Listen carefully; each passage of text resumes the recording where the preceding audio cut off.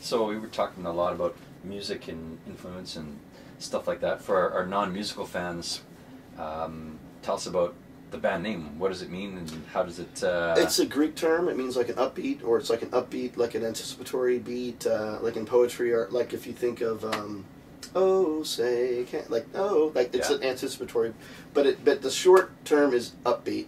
And so Kevin saw this in a music theory book in high school and thought it looked kind of metal. It has a musical term, and he thought, yeah, okay, that works. And so that's about as much thought as that was put into that. I mean, it looks it sounds very Antichrist or whatever. I mean, I remember when I first heard the name, I'm like, well, what's something like crucifix and Antichrist mixed together? I don't know. But yeah, it's just really a Greek musical term.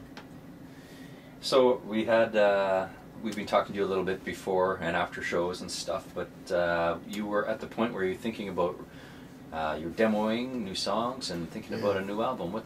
Where are you at in that process now? And I know it's a tough question for you, but I think it's a fair question. I don't think it's really going to happen. I really want it to happen. But I think as a songwriter over the years, I've learned a lot about myself, the way I write and the way I like to write. And I'm the type of person, because I do record myself and I can sequence drums myself, I tend to have a full vision of a song. And so it's very difficult for me to collaborate with other people. I don't mind collaborating with other people with their material if they want to work with me on things, but I have a difficult time because I tend to see this vision from the beginning of what I want the song to be or where I want it to go. We were talking the other night. There's one of those making of albums about the Who. They talk about how Pete Townsend would actually demo these songs, and he would play every instrument on there just to give them a framework, and then he would tell Keith Moon, okay, put Keith Moon on this, and John Entwistle, put John Entwistle on this, and Roger, put your voice on this. And I really wanted to do something like that, but it's just the guys I play with are very talented. I don't know, I just wasn't feeling like we weren't gelling together very well. Mike and I tend to, Mike could just start playing drums and I'll just spit out 20 different riffs. I mean, we have very good chemistry when it comes to thinking up new ideas and new parts. But ultimately, I spent many hours writing demos and recording stuff. And some of it was very heavy, some of it was less heavy, more melodic, and I was definitely wanting to do something that would be for our fans, kind of a farewell, a final farewell, or what would we have done next, or where would we be now, 20 years later. And but I didn't feel like everybody was into what I was wanting to do. Yeah. And there's a whole lot of Anacrusis stuff that was really kind of half-assed because it was compromised. It was like nobody really getting what they want, and oftentimes you get a watered down, from the album covers to all of these different things. And so I just found it really difficult to get these guys excited to like just basically play my songs, which is what it comes down to. And I understand where they're coming from with that too. Mm-hmm. And then it's just the reality of life. We're older guys. Everybody's got work. Everybody's got things to do. So is that why Kevin's no Kevin was a whole other story. Kevin and I were all, to go back to Spinal Tap, fire and ice, right? Kevin and I can hang out and watch TV and watch movies and talk and have a great time. He's a great guy with a great sense of humor. But when it comes to the band, we just boom. And there used to be a relationship between Kevin and myself where I think early on he kind of stepped aside and I was sort of the songwriter, the musical visionary for the band, which I had always been even in my prior band, that he wanted to steal me out of. And so Kevin we had a good balance where he then would do more of the business side. He did all the talking with the record label. He did all the schmoozing with all of those people. And I didn't want to deal with any of that stuff. So there was always kind of an unspoken balance about who did what. The balance of power. Yeah, sort of. Or just... I remember real early on, we had this local manager, this woman that worked with all the local metal bands and tried to set up shows.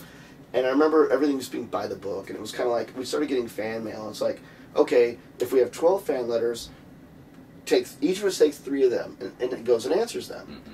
And everybody has to be like democratically done. But then you realize, like, some people enjoy it, some people don't enjoy that. Some people are lazy about writing people back. Some people really like to do it. So you have to really understand, it's not about making everything a 4-way split all the time. You take your strong people and say, John used to love to write the fan letters back, so he generally would take over that, I was kind of lazy about it. I mean, I liked communicating with people, but I was be too lazy to get on to writing, and then you write them back, and they're like, oh my god, you gotta and then they want to your pen pals for life, and then pretty soon I'm like spending all my time doing that stuff.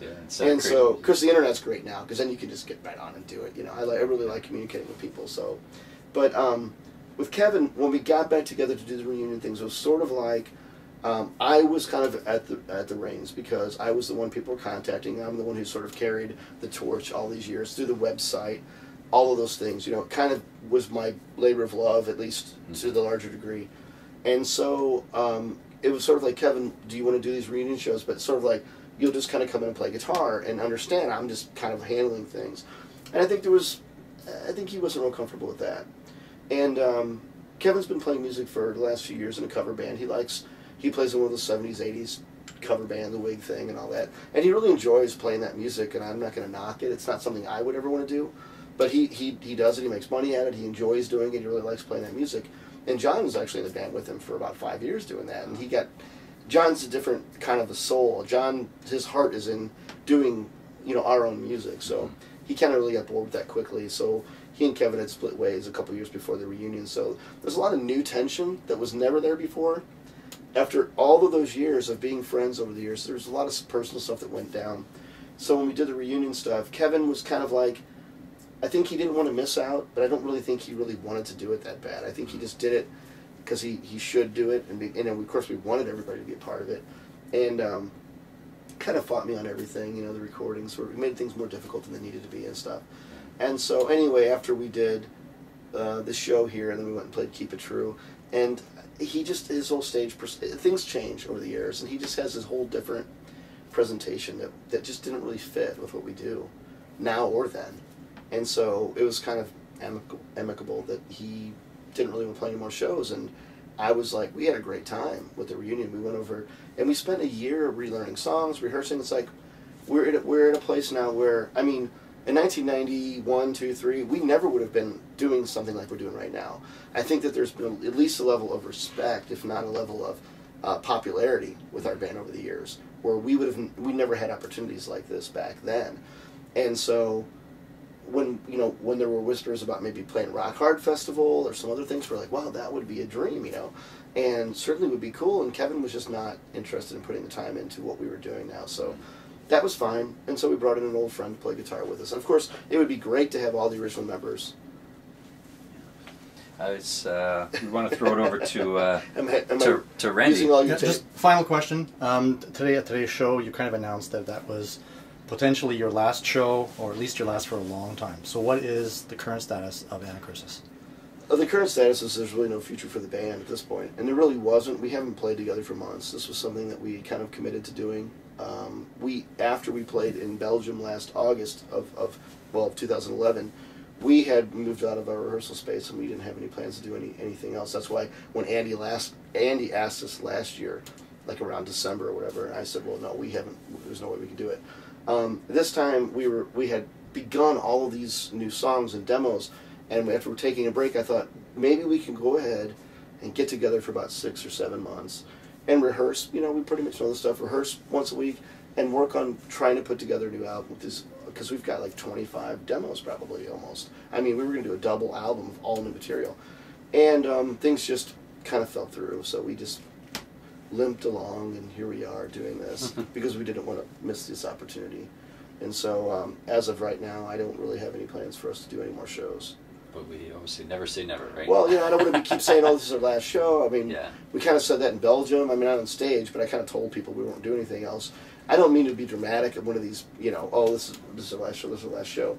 It really was. And this was this was the one and only exception that, in my mind, that I thought this is something that we would probably do if we were offered. So after this, I can't imagine what could be bigger or better. What would be better, yeah. Yeah. I mean, I think we're all a little burnt out on it. I think we're all a little old for this stuff.